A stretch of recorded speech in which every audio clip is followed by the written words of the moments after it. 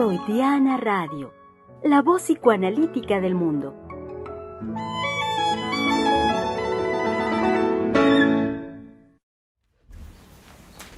Así es, Freudiana Radio, la voz psicoanalítica del mundo, y como bien lo saben ya de un tiempo para acá, en imagen también los lunes y los miércoles.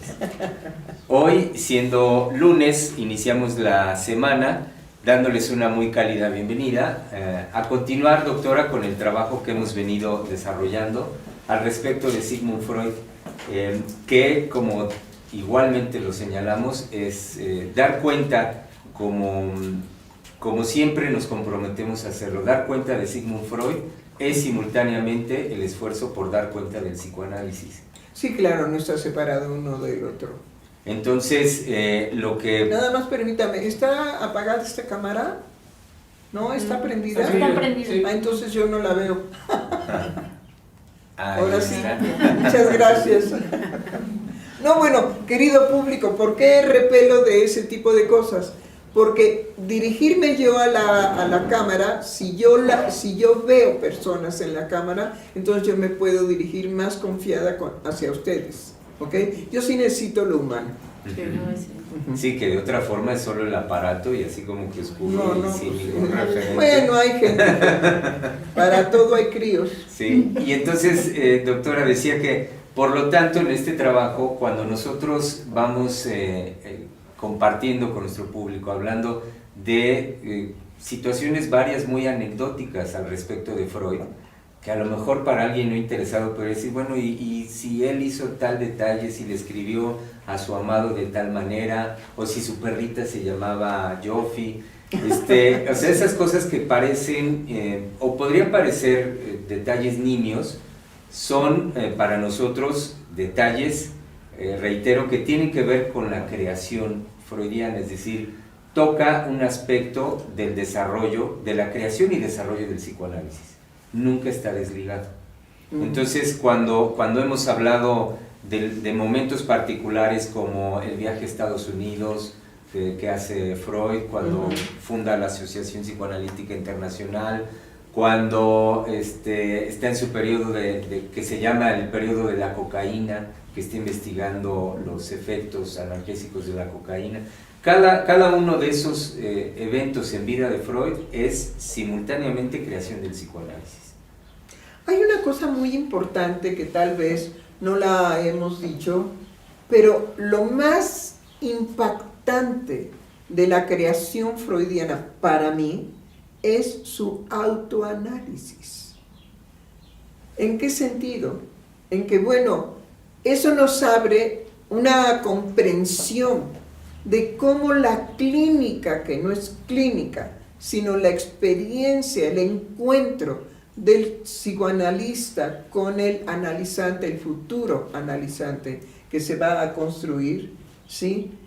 Es una experiencia en donde el mismo Freud fue capaz de hacer esa separación, esa división, y luego todavía nos deja la herencia de que todo aquel que pueda analizar su sueño no tiene que ir a visitar a un analista. ¿Sí? La dimensión, ya nada más eso, el pensar la dimensión de esa oferta tan sencillamente dicha, pero enormemente trascendente en cuanto, bueno, entonces, ¿qué es el psicoanálisis? El psicoanálisis no es una terapia, no es una psicoterapia, no es eso, ¿sí? No es tampoco una corrección de conducta, modificación de conducta, no es eso.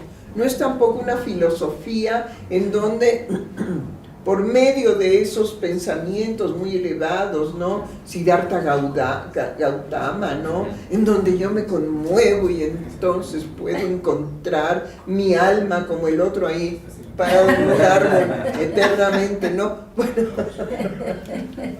no, pero acuérdense que todas estas cosas son precisamente cosas de la época. ¿Qué Siddhartha Gautama tenemos ahora en nuestro siglo? Se llama inteligencia artificial. Uno puede analizarse terapeutizarse con la inteligencia artificial.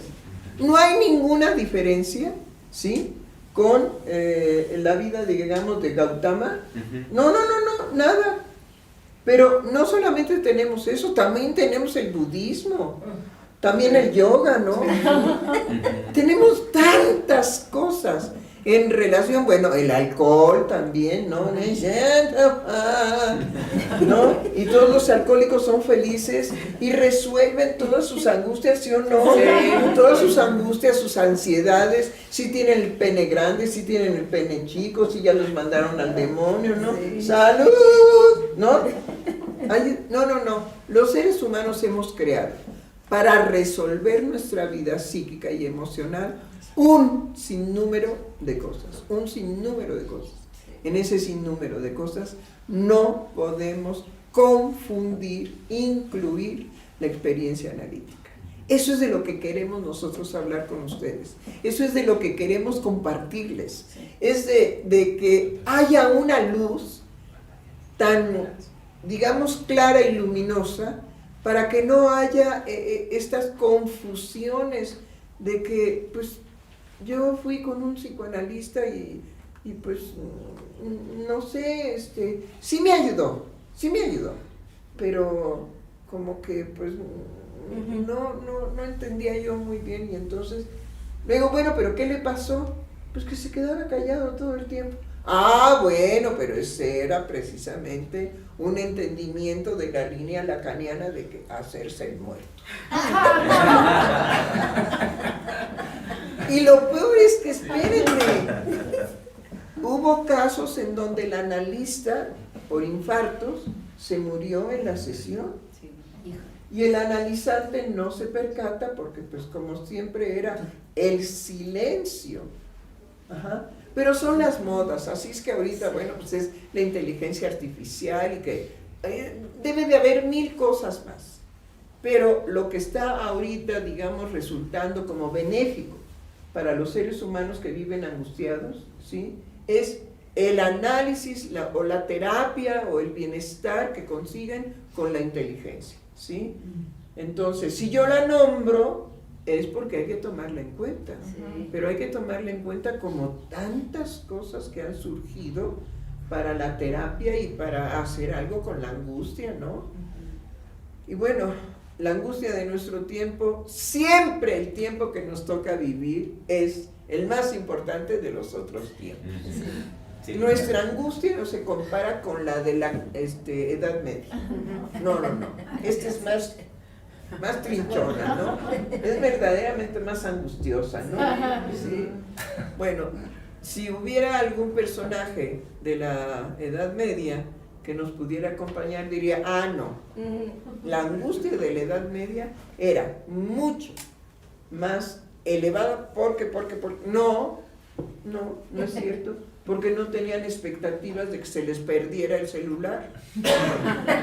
Eso sí que provoca angustia. Eso sí que es una angustia de nuestro tiempo. Bueno, tenemos trabajo. Era nada más hacer, digamos, esta introducción a que no es lo mismo que lo mismo. No, el psicoanálisis se cuece aparte. No es una terapia y no es una psicoterapia. Yo quiero tomar un punto de lo que ahorita usted estuvo desarrollando, doctora, en la importancia y la dimensión del autoanálisis, o sea, por qué se vuelve admirable e impresionante el acontecimiento psicoanálisis, el acontecimiento Freud a lo largo de la historia. Hay algo que usted ha trabajado con nosotros que a mí me resuena siempre y que además lo traigo muy presente, tiene que ver con esto.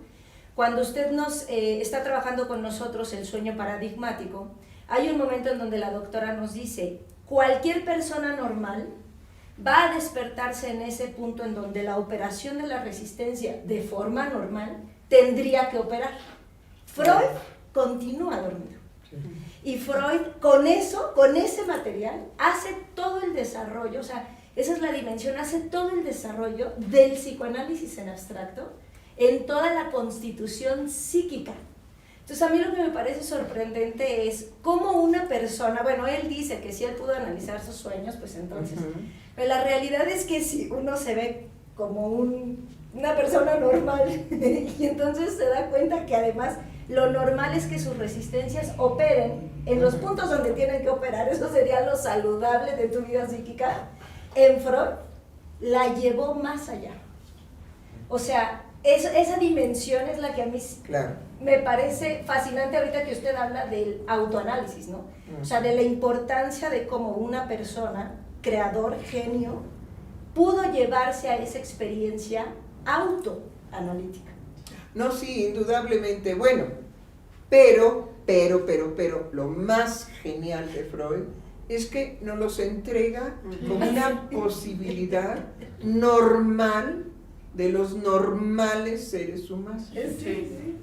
Eso es lo lindo de Freud. Es decir, yo no he hecho esto ni para la fama, ni para el prestigio, ni para que me hagan un monumento. Me estaba platicando usted, la doctora Aguilar, aquí presente, Patricia se llama, sí, Patricia Aguilar, me estaba platicando lo que usted encontró. A ver, pues arránquese.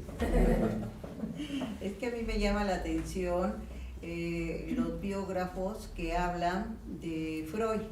Entonces, a Freud nunca le interesó tener esas glorias, esos éxitos. Lo que él va descubriendo y lo que va proporcionando sus investigaciones justamente es para la humanidad. Pero este biógrafo, le decía a la doctora, vea lo que escribe este biógrafo. Vamos a tratar de pronunciarlo mal. Sí, porque sí, no bien nunca. No, pero mal sí. Fritz Wittels. Beatles. Beatles. Sí, la W en alemán se pronuncia como Volkswagen.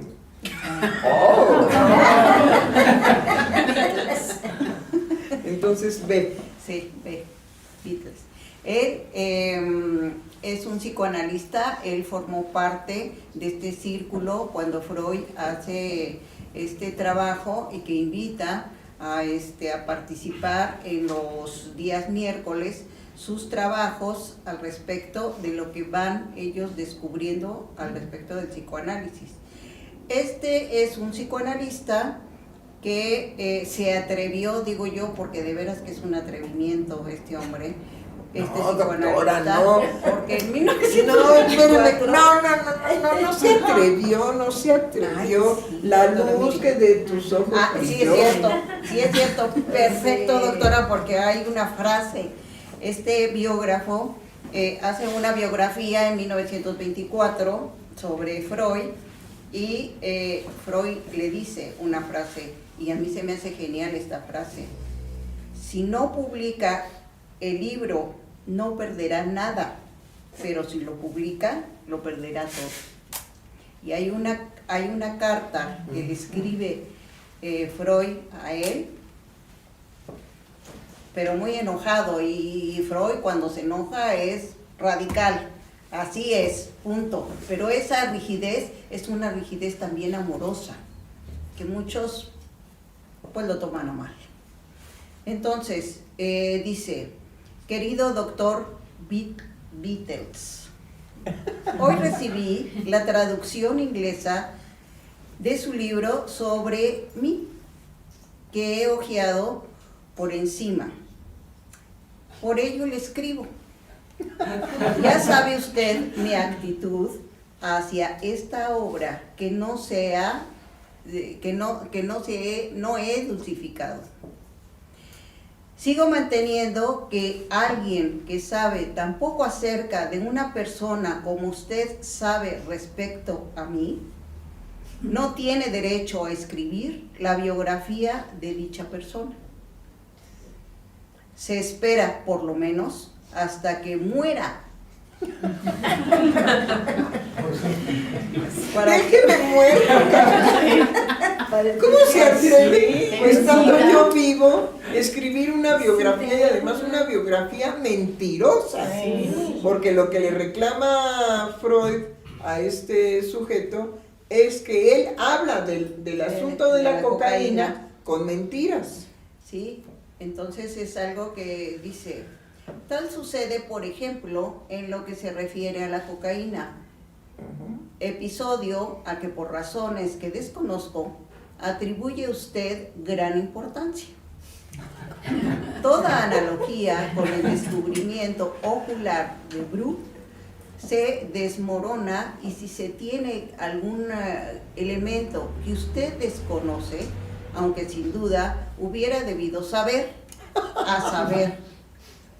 Por ser biógrafo. Sí, porque es lo que le reclama. ¿Y su fuente cuál es? Entonces le dice que yo supuse su utilidad para el órgano visual, pero que por razones privadas, un viaje, tuve que abandonar el experimento y encargué personalmente a mi amigo, Ok, Chucho. Ajá. Sí, cuando uno esté en situaciones de desgracia, Chucho. Bueno, él que experimentara la droga en aplicaciones oculares. Ese era su descubrimiento de Freud.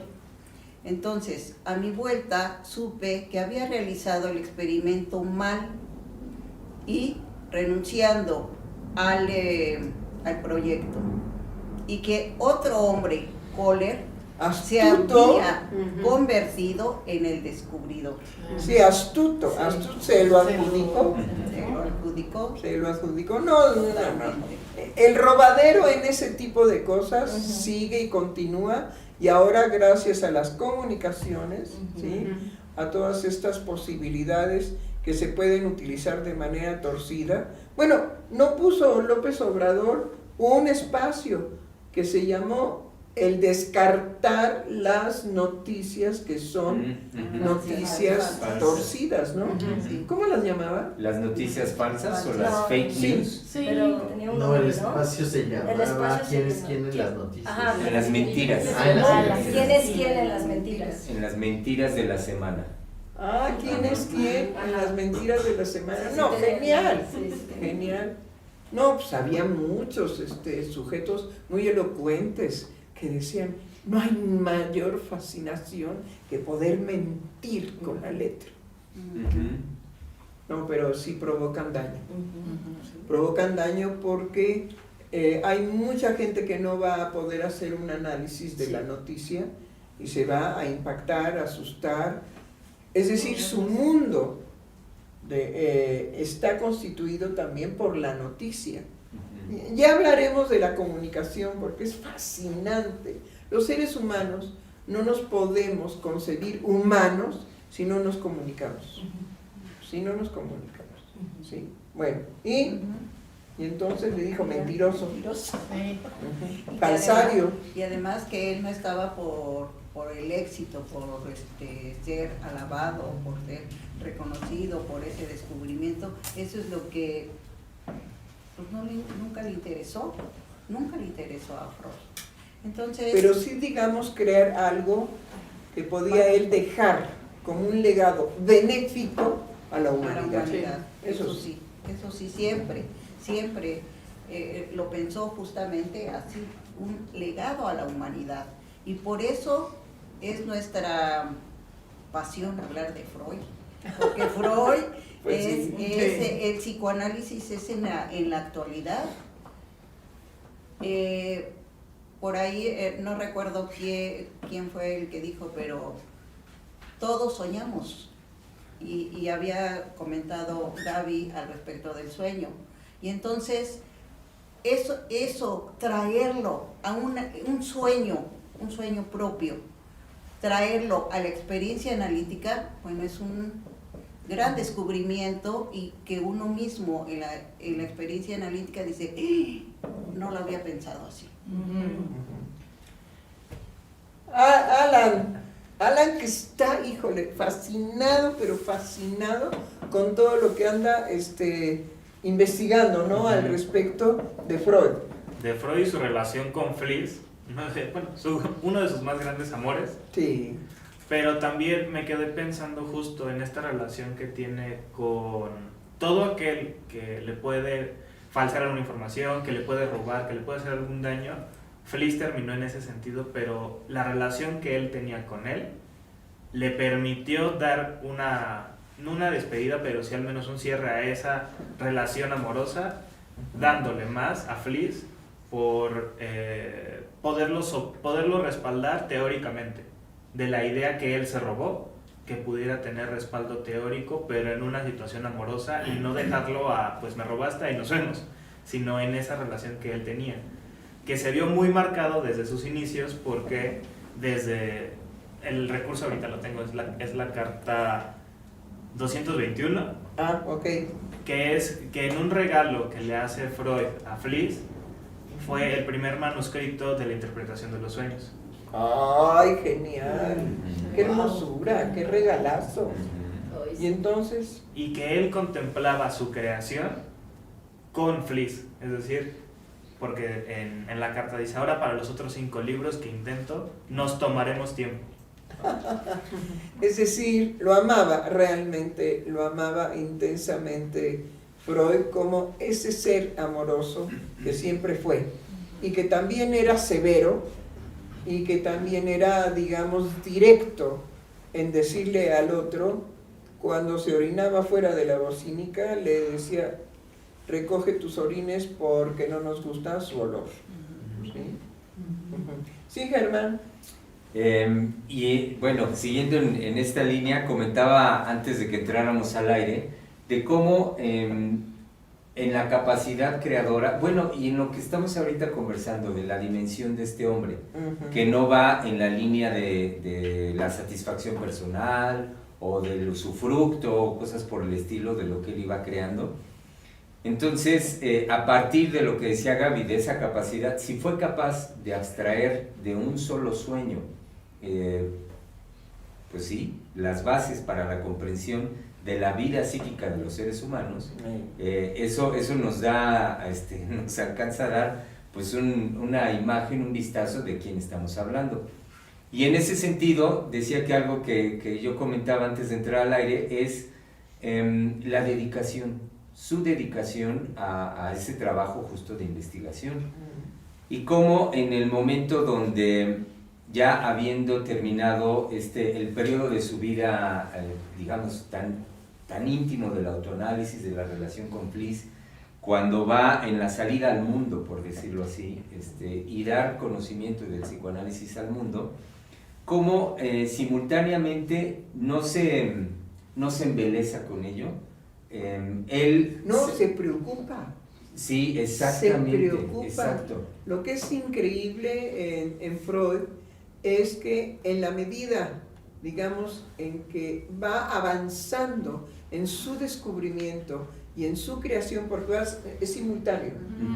Descubre y crea y descubre, porque la creación lo lleva también al descubrimiento y viceversa, descubre y crea, ¿no? Bueno, pero en esa situación es sorprenderte ver la disposición de este ser humano, que cuando pierde ese impulso, esa garra, ese seguir adelante contra todas las vicisitudes que tuvo, y fueron muchas, ¿sí?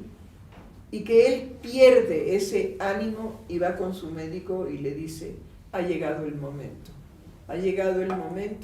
usted prometió ayudarme cuando llegara el momento, deme la inyección, esto ya no tiene sentido. Y mi vida siempre ha tenido sentido con el psicoanálisis. Entonces, se ha perdido el sentido, deme la inyección. ¿Sí? Porque Freud no espera la muerte, sino la induce precisamente porque ese ánimo, esa garra, esa creación permanente de todo lo que le pasaba, todo lo incluía, ¿sí? La pierde y dice, es el momento. Y la pierde porque ya el dolor había invadido su ser, porque no tomaba analgésicos para su cáncer, que era pues en el estímulo del trigémino, que es, bueno, yo me imagino que los dolores eran insoportables, pero pues él lo soportaba y escribía hasta que hubo un momento en que ya no más. Vale. Sí, sí, doctora. Bueno, es que ahorita con lo que van diciendo me evocan que yo he estado leyendo la biografía de corrido y en lo que voy deteniéndome siempre es en darme cuenta de el espíritu de Freud. Es decir, era un sujeto que era genio, era creador, tenía permanentemente una disposición amorosa, pero cuando hablo del espíritu de Freud es como permanentemente en los acontecimientos que le ocurren en su vida, él los lleva a algo trascendente. Hay un capítulo en la biografía que se llama La psicopatología primitiva. Bueno, el título, no, tengo problemas con el título, porque de lo que va a hablar es de lo que le ocurre a Freud cuando en su clínica como neurólogo lo que atiende son neuróticos. Entonces, esa forma de su clínica lo lleva a querer descubrir el funcionamiento de la mente, pero no de una, de todas las mentes. Y él decía, porque la filosofía no se ha ocupado de esto. Entonces, lo primero que va a hacer es decir, hay que desembarazarnos de la idea prejuiciosa de que tenemos delante cerebros desequilibrados o anormales. Porque para Freud, bueno, previamente a esto está el estudio de la afasia, y en la afasia dice, no es posible encontrar un cerebro anormal. Primero, porque el funcionamiento del cerebro es un enigma hasta el día de hoy. Porque un cerebro no se puede ver en su funcionamiento normal, porque el único acceso que se ha tenido es a través de los cadáveres, que bueno, sacan el cerebro, lo cortan, hacen una disección, ¿sí? Pero ahí no se ve el funcionamiento del cerebro.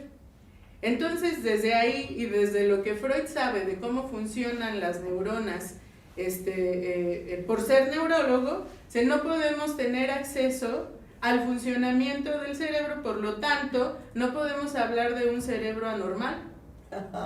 ¡Qué bien! Genial. Lo justo, ¿no? Lo puntual. Era en su genialidad, esa claridad, y que nos decía definitivamente, ¡aguas con los estúpidos! Sí, sí, y que lo extraordinario, doctor, es que es el inicio del descubrimiento que él hace del universo de lo psíquico. Sí, realmente sí. Uri, ¿qué nos tiene? Sí, doctora, pues yo precisamente me fui a buscar en esta parte del autoanálisis de Freud y precisamente el ir dimensionando eso de su autoanálisis junto con su creación y al mismo tiempo de su creación, porque lo primero, digamos que, bueno, a mí me llamó la atención, es que en ese autoanálisis hay datos, ¿no? Que comienza desde 1890, nos dice Ernest Jones, en donde ya había habido algunos, digamos, grandes escritores y grandes pensadores o filósofos, ¿no? Montaigne, Rousseau, San Agustín, donde ellos habían tratado y se habían propuesto hacer como algo que hablara de ellos, pero más como en la línea, por ejemplo, en San Agustín, de las confesiones. Entonces, y que, bueno, aquí nos comunica Jones que de alguna o de otra forma esos escritos que ellos emprendían, pues se detenían o no se llevaban a cabo.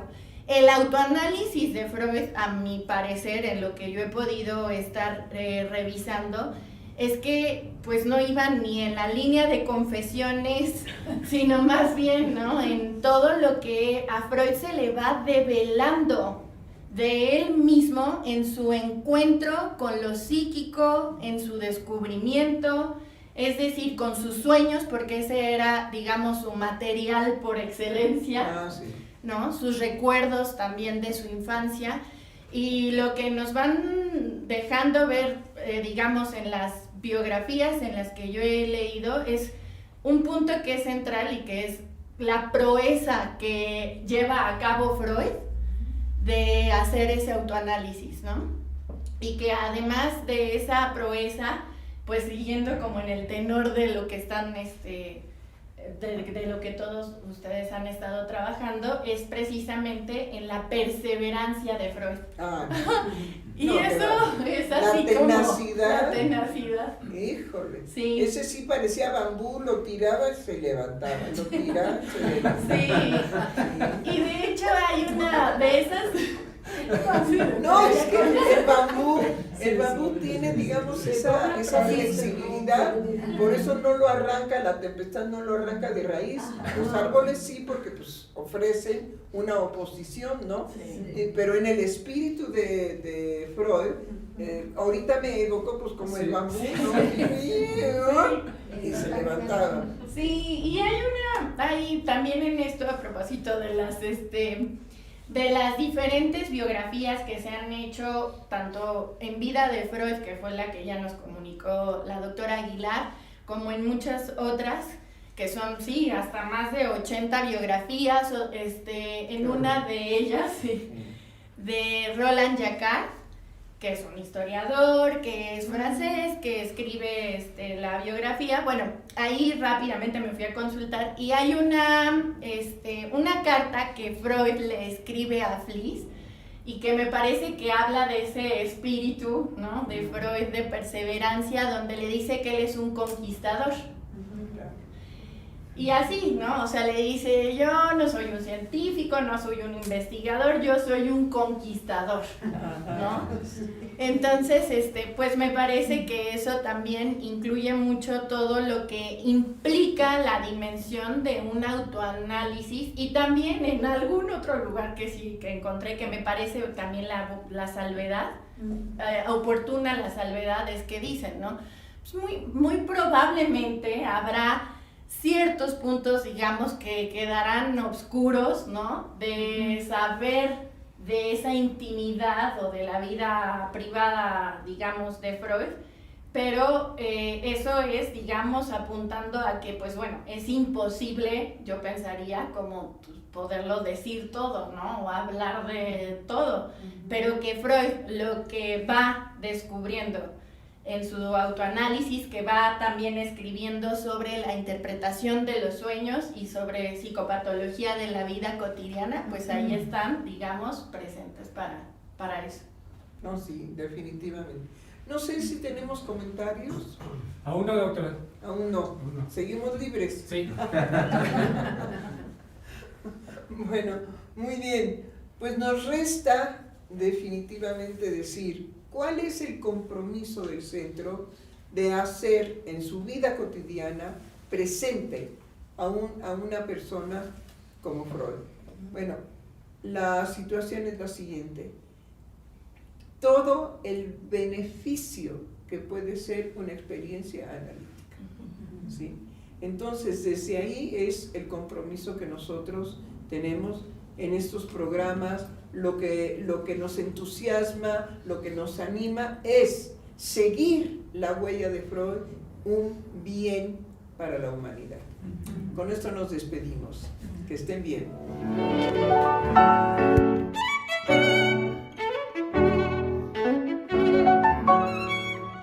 Freudiana Radio, la voz psicoanalítica del mundo.